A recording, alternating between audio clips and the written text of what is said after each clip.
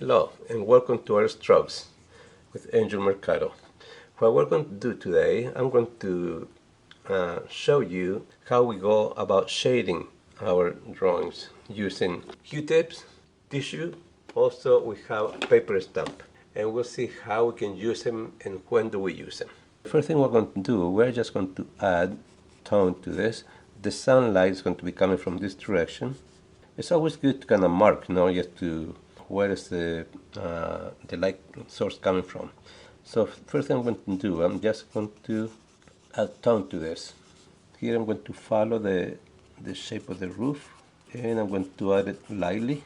Instead of just doing a square, I thought it might be more fun just to do something more representational. Now, how do we use a Q-tip? A good practice is just to go in circles. It makes it for a very smooth blending. Another way would be straight lines, back and forth, straight lines. Try to avoid going like this, okay? Because you're getting some darker, some lighter tones. Just go in one direction all the way to the end, back and forth. You can do that, or you can go up and down, but always in just straight lines. Okay, here on the roof also we're going to go very light. Okay, there's a big maple, so here I'm kind of outlining the roof. That's the only part I'm going to be more concerned about. And here now I'm just going to start adding darker lines, and here we just try to make an organic, sort of like an uneven shape. The tree really doesn't have to be blended that much because texture has a more realistic look. And the roof line, now I'm going to go the opposite direction just to get a little more tone because it's not going to be white. Usually, like I said, the base of the tree is where it's going to be the darkest because it's going to get the least amount of sunlight. I'm not going to blend the whole thing. I'm just going to blend here and there, just to create more texture in the tree. Also, with what we have in the Q-tape, you can keep on adding tone. Okay, so that is the Q-tape. We're going to use the stump.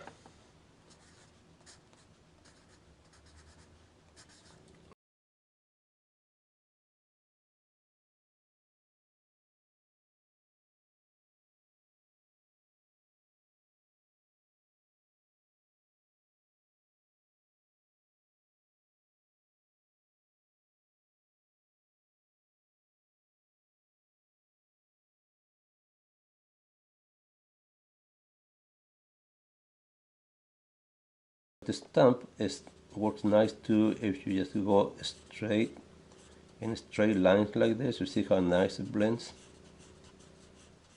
So this works real well when it's used like this. And applying very little pressure. I'm not applying a lot of pressure to it. It's important, the pressure. You always have to make sure you know how much pressure you are adding to this. Here I'm going to go back and forth here in the darker lines. You see, the more I go, the brighter the wall looks like it's a very sunny day. If you don't want to make it that sunny, well, that's okay. You can go back and forth, and we're going to blend it a little bit. Have more texture, a little more unevenness, because we don't want the tree flat. So this is the paper stamp. Now we're going to go and use tissue.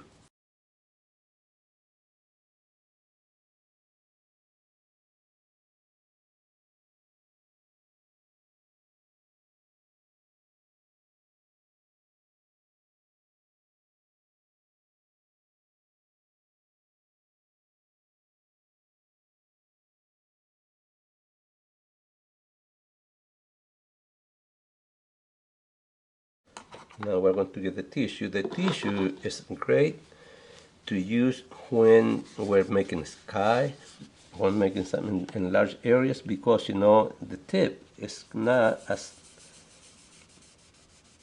narrow as the Q-tip or the stump. So we cover a lot more ground with this, you see, and pretty much we go the same way. The tree also there.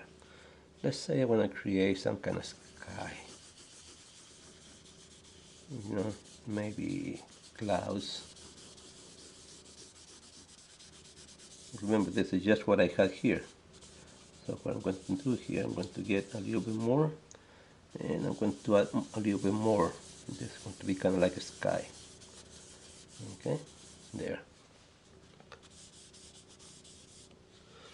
Okay, so with my pencil I'm going to redefine the,